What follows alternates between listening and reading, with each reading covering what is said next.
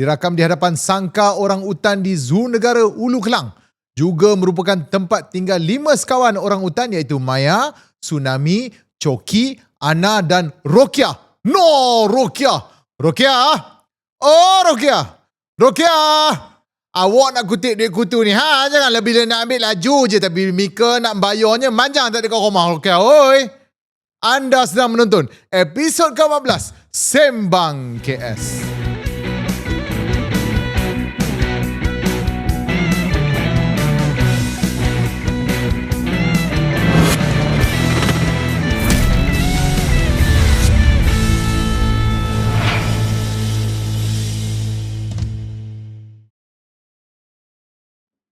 Hai, Assalamualaikum dan salam sejahtera. Apa khabar semua para penonton sekalian? Ya, kita kembali lagi ke rancangan Sembang KS di mana episod lepas kita terasa akan kehangatan Piala Dunia yang penuh getir dan drama. Sebut tentang Piala Dunia, antara episod lepas dan episod ini, Perancis telah menewaskan Morocco untuk mara ke pusingan seterusnya. Negara bekas penjajah Morocco ini berjaya mara ke separuh akhir untuk bertemu dengan Spanyol yang telah menumpaskan Belgium. Argentina juga turut mara ke separuh akhir setelah menang ke atas negara paling neutral dalam dunia iaitu Switzerland, dan yang paling menggegarkan hati yang lara, England. Ya, rumah kepada Manchester United, Manchester City, Liverpool, Arsenal, Chelsea dan Queen's Park Rangers turut mara ke separuh akhir setelah mereka menumpaskan Norway 2-1. Ini menandakan separuh akhir penuh bintang di mana pasukan-pasukan gergasi dunia bola sepak bertembung.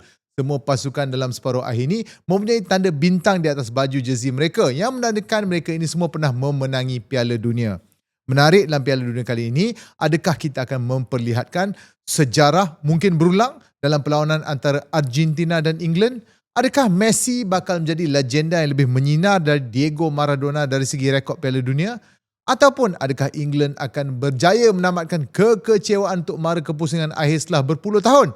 Dan setakat skrip ini ditulis, nampak seperti Spanyol menghampiri cita-cita mereka untuk menambah lagi satu bintang di atas jersey bola sepak mereka setelah menewaskan Perancis dengan keputusan 2-0.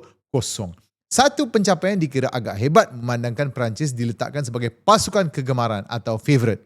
Sebelum ini ramai pemerhati dan pengulas meletakkan Perancis sebagai pasukan yang paling berpotensi untuk memenangi Piala Dunia tahun ini. Jadi, walaupun Spanyol bukanlah pasukan yang calang-calang, tapi keputusan ini tetap mengejutkan. Mungkin ketika mana anda sedang menonton episod ini, kita sudah pun ketahui keputusan penuh antara England menentang Argentina. Saya secara peribadi tak pasti dan tak berani untuk buat apa-apa tilikan ataupun berkongsi apa-apa pandangan mengenai apa kemungkinan yang akan berlaku. Namun, yang saya pasti dan saya berani jamin, kemungkinan besar saya tak akan tontonlah semua perlawanan ni. Saya cuma tengok highlight sudah. Sekali-sekala bila saya bosan dan perlukan hiburan yang berkaitan bola sepak, saya akan tengok balik perlawanan di antara Brazil dan Germany pada Piala Dunia 2014. Teruk baik, geng baju kuning kena belasah dalam perlawanan tu. Dah kenapa pula aku macam terasa geng baju kuning kena belasah ni? Menyebut tentang perlawanan, maka berlabuhlah sudah tirai di Johor dengan kemenangan cemerlang dari Barisan Nasional yang melihatkan bukan sahaja mereka menguasai lebih dari 2/3 kerusi dalam Dewan Undangan Negeri Johor, tetapi telah memenangi 48 dari 56 kerusi yang dipertandingkan. Ya, bukan 2/3 ya tuan-tuan dan puan-puan, tapi lebih daripada 3/4 kerusi yang ada, BN sudah sapu. Keputusan ini begitu cemerlang sekali sehingga kan MCA, Parti Komponen Barisan Nasional Berbangsa Cina, memenangi lebih banyak kerusi dari DAP dalam pilihan raya negeri kali ini, iaitu MCA menang dalam 8 kerusi berbanding DAP yang hanya berjaya mendapat 6 kerusi. Malah MIC, Parti Komponen Barisan Nasional, menang semua kerusi yang mereka bertanding iaitu 4 kalau tak silap saya lah. Kemenangan ini sebenarnya bukanlah satu tamparan hebat kepada Pakatan Harapan atau Koalisi Kerajaan Madani semata-mata. Ya, yang mana kita dapat lihatkan kepimpinan pusat di peringkat persekutuan dihentam teruk. Tetapi ianya juga merupakan tamparan hebat kepada parti-parti gabungan yang lain juga. Sebagai contoh, walaupun ramai yang bercakap mengenai kegagalan Pakatan Harapan, perlu diingatkan juga sekurang-kurangnya mereka masih ada lagi dalam Dewan Undangan Negeri Johor. Perikatan Nasional yang sebelum ini pernah menjadi alternatif kepada Barisan Nasional dan Pakatan Harapan sebagai calon untuk menerajui kerajaan di peringkat negeri dan pusat, kalah di semua kerusi yang dipertandingkan. Strategi dan naratif politik yang dilihat mengelirukan yang datang daripada PAS khususnya yang kini menerajui Perikatan Nasional yang mana mereka meminta jentera mereka untuk tidak membantu calon bersatu dalam PRN kali ini tetapi menetapkan penyokong mereka untuk terus mengundi calon-calon Perikatan Nasional dan pada yang masa yang sama meminta mereka untuk mengundi calon Barisan Nasional di tempat yang tiada logo Perikatan Nasional atas dasar kita kena pastikan Pakatan Harapan kalah. Dilihat strategi ini memakan diri apabila kesemua 11 calon PAS juga tumpas dalam pilihan raya kali ini menggunakan logo Perikatan Nasional. Bahayanya bila kecelaruan naratif berlaku, falsafah anda untuk kalahkan Pakatan Harapan semata-mata, maka pengundi fikir, undi BN sajalah. Itu pun dah cukup untuk kalahkan Pakatan Harapan. Parti Bersama yang menampilkan 15 calon dalam PRN negeri ini turut tewas di semua kerusi dan semua calon-calon mereka hilang deposit. Begitu juga 21 dari 33 calon dari Perikatan Nasional dan 7 calon dari Pakatan Harapan yang hilang deposit menandakan kemenangan cemerlang dari pihak Barisan Nasional. Kau macam lupa satu parti lagi, Del. Ops, terlupa. Kita kan dah tua sikit. Bukanlah macam zaman muda remaja lagi. Dan begitu jugalah dari Parti Muda pun lingkup dan hilang deposit di 4 kerusi yang dipertandingkan. Termasuk kehilangan salah satu kerusi yang pernah disandang sebelum ini iaitu di Dun Puteri Wangsa. Turut dilihat sebagai satu bentuk taparan juga, kerusi Dun Maharani yang berada di bawah Parlimen Muar, pengundi-pengundi turut tidak memberikan sokongan kepada Parti Muda yang memberikan mandat kepada calon dari Barisan Nasional. Jadi apa perasaan kau, Del? Bro, hidup ni ibarat roda. Ada masa kita di atas, ada masa kita di bawah. Tapi aku rasa hidup aku ni dah macam kapal. Asyik dekat bawah je tak naik-naik. Sebab kapal mana ada roda kan? Tapi Del, masa naik darat, kapal pakai roda. Yes! The Nile is a river in Egypt. Aku dah rasa macam watak utama perempuan dalam drama TV3 yang masih lagi mengharapkan suaminya akan berubah hasil dari kuasa doa, kesabaran dan istiqamah. Tak apalah para penonton sekalian, dalam politik ni juga dia sama macam percintaan. Kita tak boleh menang atau memikat hati orang itu hanya dengan menunjukkan kelemahan pasangan dia yang sedia ada. Misalnya kita nak orang tu sayang dekat kita. Tapi hari-hari kita hanya mengutuk pasangan yang dia ada sekarang tanpa menjual diri kita sebagai alternatif yang lebih baik. Memang tak jadilah. Dia mungkin akan pilih orang lain, cumanya orang tu belum tentu kita. Macam-macam. Macam dalam kes PRN kali inilah. Hentam-hentam PH, akhirnya dia pilih BN. Satu benda yang kita kena terima hakikat dan fakta ialah Barisan Nasional merupakan satu-satunya gabungan dalam pilihan raya ini yang mempersembahkan tawaran yang saya kira berjaya meyakinkan pengundi untuk memilih mereka dalam konteks mentadbir sebuah kerajaan negeri. Mereka ada calon menteri besar yang jelas dan kesepakatan kempen yang jelas juga. Itu realiti yang kita kena terima dan akui. Calon menteri besar mereka adalah sosok individu yang rakyat Johor lihat sesuai untuk terus menerajui kerajaan negeri. Apapun PRN Johor telah pun melabuhkan tirainya, maka kita akan meneruskan pula pesta demokrasi di Negeri Sembilan. Menyambung kepada kejayaan di Johor, Dato' On Hafiz Ghazi telah mengarahkan siasatan mengenai dakwaan ada warga Israel yang menyertai program di Network School dalam Forest City dengan menggunakan pasport negara kedua. Walaupun namanya Network School, ini bukanlah sebuah institusi pendidikan tradisional, tapi sebuah komuniti kediaman dan ruang kerja bersama atau co-working space bagi golongan yang mereka sifatkan sebagai techno-optimist. Diasaskan oleh Balaji Srinivasan, bekas Ketua Pegawai Teknologi Coinbase, CTO Coinbase, sebuah platform tukaran mata wang kripto. Projek Network State ini merupakan satu konsep membina komuniti global yang terhubung secara digital yang akhirnya diterjemahkan dan dizahirkan kepada penempatan fizikal. Bertempat di Forest City, mereka telah membentuk satu komuniti teknologi yang mewah dengan kadar sewaan atau CAS bermula dari $1,500 sebulan yang merangkumi penginapan kongsi, makanan, akses gimnasium dan ruang kerja bersama. Sebenarnya nama dia canggih tapi dia macam co-working space yang ada asrama lah. Ataupun dia macam YMCA lah. Sekali imbas dia nampak macam tak ada apa-apa sangat lah kalau tanya saya. Cumanya mungkin ada individu-individu tertentu yang datang dari Israel memasuki Malaysia menggunakan pasport negara lain. Itu kita serahkan kepada pihak berkuasa lah untuk siasat. Tak naklah saya spekulasi lebih-lebih. Pasca PRN Johor juga memperlihatkan lagi satu kontroversi apabila ada yang menuntut untuk Menteri Kerajaan Perumahan dan Kerajaan Tempatan yang berhormat Nga Koming meletak jawatan susulan ikrarnya untuk keluar kabinet sekiranya Barisan Nasional menang besar dalam pilihan raya negeri Johor dan Najib Razak dibebaskan hasil dari gelombang biru di negeri selatan itu. Antara yang paling vokal dalam desakan ini ialah Ketua Pemuda UMNO Malaysia YB Datuk Dr. Akmal Saleh yang memberi komen sekiranya Nga tak tahu tulis surat letak jawatan, beliau boleh bantu tuliskan dalam satu klip video yang dimuat naik di media sosial. Namun kalau dilihatkan pula kenyataan yang keluar dari Presiden UMNO, ianya berbunyi jauh lebih diplomatik di mana beliau yang merupakan rakan sejawat Nga Koming dalam kabinet mengatakan bahawa dia tidak bercadang untuk menasihatkan Nga untuk meletakkan jawatan dan menegaskan bahawa mereka berjumpa hampir setiap minggu dalam mesyuarat jemaah menteri. Oleh itu, kenyataan sedemikian dilihat tidak berpatutan memandangkan kedudukan kedua mereka dalam kerajaan perpaduan. Timbalan Perdana Menteri itu seterusnya memberi komen yang dia juga akan berjumpa dengan Wabinga yang memandangkan mereka ini dikatakan bersahabat. Ikut komen dia lah, dia ada sebutkan yang Wabinga ni sahabat dia.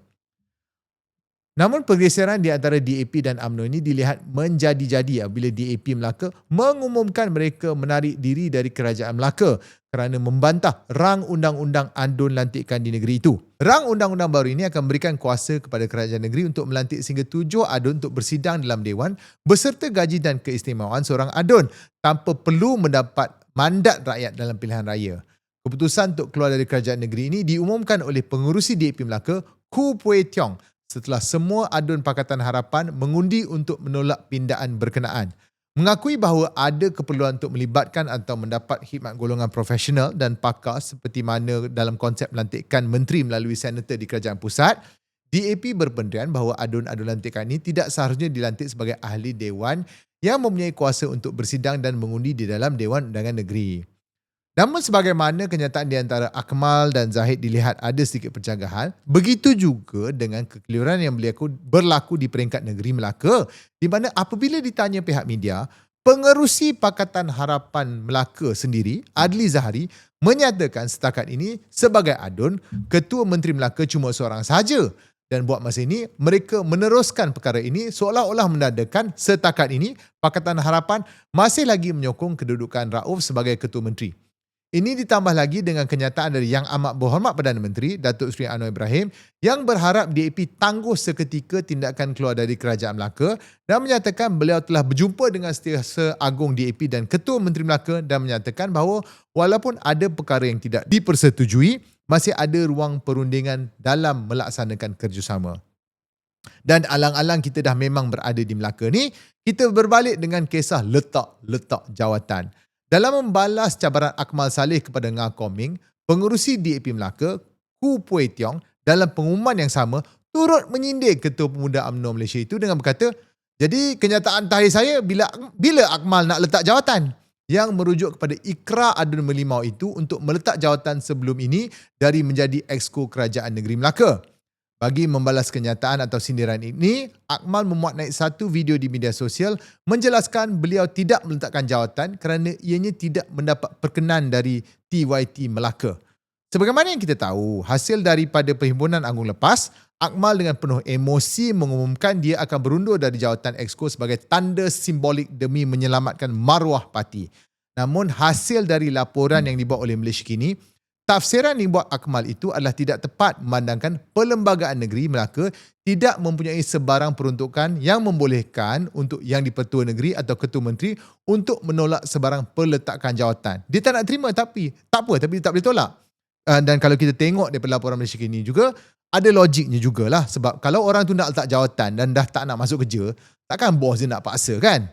Lainlah kalau dia nak dilantik ke jawatan, itu perlu kebenaran badan eksekutif dan perkenan lah. Ini nak letak jawatan kena dapat izin bos, rasanya lain kot. Dia bukan sama dengan nak minta cuti. Nak minta cuti, kena minta izin bos. Nak berhenti kerja, kalau kau tak nak masuk kerja, bos boleh buat apa? Tapi itulah dia. Macam-macam. Orang ni letak jawatan, orang tu janji nak letak jawatan, orang sana kata sabarlah dulu, dan orang sini pula kata, I nak letak jawatan tapi depo yang tak bagi. Asam garam kehidupan duniawi, tuan-tuan. Dan kalau anda merasakan politik Malaysia sejak 2 menjak ni tersangat drama dan meriah, tunggu sekejap.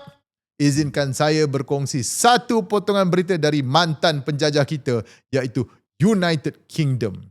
Negara yang memperkenalkan demokrasi berparlimen di Malaysia ini melihatkan keadaan politik kita lalu berkata, "Hold my English breakfast." United Kingdom bakal mengadakan satu pilihan raya kecil yang memperlihatkan pertembungan di antara Ketua Parti Reform UK dengan lelaki yang memakai kostum tong sampah yang datang dari angkasa lepas. Ya betul, dengan lelaki yang pakai kostum tong sampah yang datang daripada angkasa lepas. Nigel Farage, Ketua Parti Reform UK yang juga dikatakan antara pencabar utama bagi jawatan Perdana Menteri dalam pilihan raya yang akan datang, bakal bertembung dengan Count Binface, iaitu pendekar intergalaktik dari angkasa lepas. Count Binface merupakan watak satira politik yang dimainkan oleh Jonathan David Harvey, seorang pelawak British. Mungkin anda tertanya-tanya, macam mana UK boleh membenarkan watak fiksyen bertanding dalam pilihan raya? Jawapannya tidak. Mengikut undang-undang UK, entiti tidak wujud tidak boleh bertanding dan setiap calon mestilah berasaskan seorang manusia atau warga negara yang wujud untuk bertanding dalam pilihan raya. Cumanya, apa yang berlaku di sini ialah mereka menggunakan apa yang disebutkan sebagai kelompongan demokratik dari segi undang-undang. Apa yang saya maksudkan di sini? Okey, dalam mengisi borang pencalonan, calon mesti memberikan nama sebenar dan alamat rasmi serta bukti kewarganegaraan. Jadi dalam kes Count Binface ini, Jonathan David Harvey yang mengisi borang pencalonan dan membayar deposit pilihan raya. Namun dalam undang-undang UK, sebenarnya kita pun ada undang-undang yang lebih kurang sama ya. Mereka boleh letak nama samaran yang lain dari apa yang ada dalam kad pengenalan. Ini apa yang disebut sebagai nama yang lebih dikenali sebagai commonly used forename or commonly used surname. Sebagai contoh, dalam IC dia mungkin nama dia Mahyadin, tapi dalam kertas undi nama dia Muhyiddin. Jadi dalam kes ini, Jonathan David meletakkan nama Count Binface sebagai nama calonnya di atas kertas undi. Dan alang-alang dah menggunakan nama itu, maka dibawalah watak Count Binface sewaktu berkempen, iaitu seorang pendekar intergalaktik angkasa lepas yang sedang bertanding dalam pilihan raya. Benda ni bukan benda baru, selalu berlaku dalam pilihan raya UK sebenarnya. Sebelum ni banyak saja sesi pilihan raya yang melibatkan watak-watak sindiran sama seperti Count Binface. Cumanya kali ini ia mendapat perhatian kerana tindak tanduk Nigel Farage itu sendiri. Dan ada kemungkinan Count Binface ini bakal mendapat sokongan yang besar hasil dari vacuum calon lawan. Apa yang berlaku sebenarnya? Apa maksud vacuum calon lawan? Begini, bukanlah Nigel Farage lawan vacuum, tidak. Maksudnya macam ni. Baru-baru ini Nigel Farage dituduh dan dipersoalkan mengenai tingkah lakunya untuk tidak memaklumkan atau membuat deklarasi berkaitan satu penerimaan dana sejumlah 5 juta pound sterling dari seorang bilioner yang bernama Christopher Harbon yang merupakan seorang pelabur matawan kripto. Beliau juga sedang disiasat menerima sokongan kewangan dan tidak melaporkan penerimaan ini dari seorang lagi jutawan kripto iaitu George Cottrell. Ini bukanlah satu kesalahan automatik. Tapi hasil dari kontroversi ini, Jawatan Kuasa Standard Parlimen membuka kertas siasatan bagi melihat adakah tindak tanduk Farage ini dikatakan tidak beretika. Nigel Farage mempertahankan dirinya dengan mengatakan pemberian ini berbentuk hadiah dan ia tidak diwajibkan untuk membuat deklarasi. Sekiranya didapati bersalah, ada pelanggaran tata etika misalnya, Nigel Farage boleh dikenakan penggantungan dan sekiranya penggantungan itu lebih dari 10 hari, pengundi-pengundi di kerusi Nigel Farage sekarang boleh memohon untuk diadakan pilihan raya kecil semula sekiranya pengundi mendapat tanda tangan petisyen lebih daripada 10% jumlah pengundi di kawasan berkenaan. Nigel Farage yang melihatkan akan perkara ini terus membuat keputusan untuk membuat satu gimmick politik ala-ala langkah kajang dengan meletakkan jawatannya sebagai ahli parlimen Clacton dan mengatakan bahawa hanya pengundi beliau sahaja yang layak untuk menentukan sama ada beliau bersalah atau tidak dan bukannya jawatan kuasa parlimen. Dia mengatakan juga hanya pengundi yang mempunyai hak untuk menghakimi beliau. Memandangkan undang-undang UK membenarkan mereka yang meletak jawatan untuk bertanding semula, dilihat ini sebagai satu gerakan politik atau gimmick politik yang dibawa oleh Nigel Farage. Sebab kenapa? Okey. Sekarang ni dia letak jawatan. Dia pergi pilihan raya kecil, dia menang. Tapi bila keputusan jawatan kuasa tu mendapati bahawa dia melanggar tata etika, dia gantung lebih daripada 10 hari dan ada petisyen cukup, maka lagi sekali lah pilihan raya kecil tu akan dibuat. Ya, sebab tu orang kata ni macam gimmick politik. Cuma namun tidak disangka apa yang berlaku ialah parti-parti utama di United Kingdom memboikot pilihan raya kecil ini dan yang dilihat membazir duit tidak diperlukan dan dramatik. Mereka tak nak layan gimmick ini. Jadi dalam pilihan raya kecil di Clacton ini, tidak akan ada calon-calon dari parti-parti utama seperti Parti Labor, Konservatif dan Liberal Demokrat. Dan hasilnya, pencabar utama Nigel Farage dalam pilihan raya kali ini datanglah dari yang mana kita sebut tadi, Count Binface yang sekarang mendapat liputan media seluruh negara dan berita-berita antarabangsa sebagai pencabar utama kepada calon bakal Perdana Menteri ini. Menarik untuk kita lihat manifesto yang dibawa oleh Count Binface. Antaranya, Count Binface telah membuat ikrar untuk sekurang-kurangnya membina satu rumah mampu milik, untuk menamakan semula London Bridge kepada Phoebe Waller-Bridge, seorang pelakon, penulis skrip dan produser di UK, yang mana nama hujung juga ada perkataan bridge, mengambil alih atau menetapkan bahawa penyanyi Adele sebagai hak milik negara, nationalising Adele, Adele yang nyanyi lagu Someone Like You and Hello From The Other Side, dan juga beliau berikrar sekiranya menang untuk memindahkan kedudukan mesin pengering tangan di tandas lelaki di pub Crown and Treaty di Oxbridge ke tempat yang lebih sesuai. Itulah dia, siapa kata drama politik kita ni meriah. Di negara lain pun apa kurangnya kalau tidak lebih-lebih. Apa pun kita ucapkan selamat maju jaya kepada kedua calon iaitu Nigel Farage dan Count Binface dalam mendapatkan mandat rakyat dalam pilihan raya kecil di Clacton. Dan setakat ini sahaja berita-berita hangat yang melibatkan drama politik tanah air dan antarabangsa. Cukup-cukuplah setakat ini. Dari berita politik, kita berpindah pula ke berita hiburan. Dan berita hiburan bermula dengan apabila Syed Abdul Rahman bebas dari tuduhan rasuah dan pengubahan wang haram oleh Mahkamah Persekutuan yang menamatkan perjalanan kes yang berpanjangan selama 6 tahun.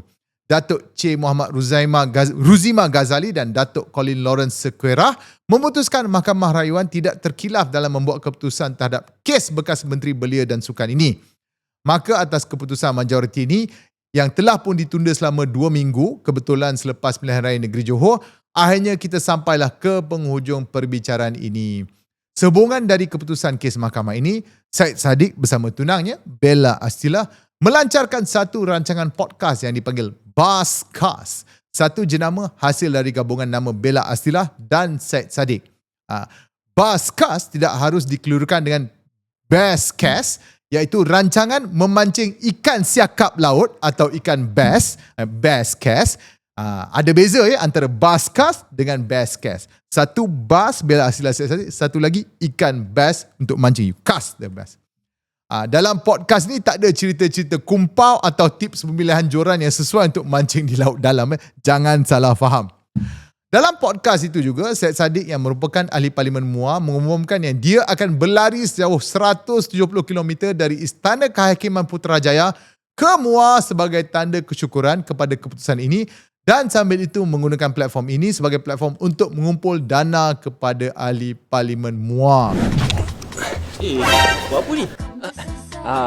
Esok saya nak buat larian kesyukuran MUA. Larian daripada Putrajaya ke MUA untuk fundraise RM200,000 untuk warga MUA.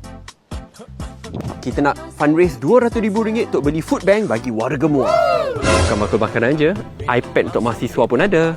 Nak menyumbang, senangnya pergi ke lariankesyukuranmua.com. So esok kita bermula di Istana Kehakiman dan hari Ahad kita berakhir di MUA di mana kita sampaikan segala bantuan. See you there.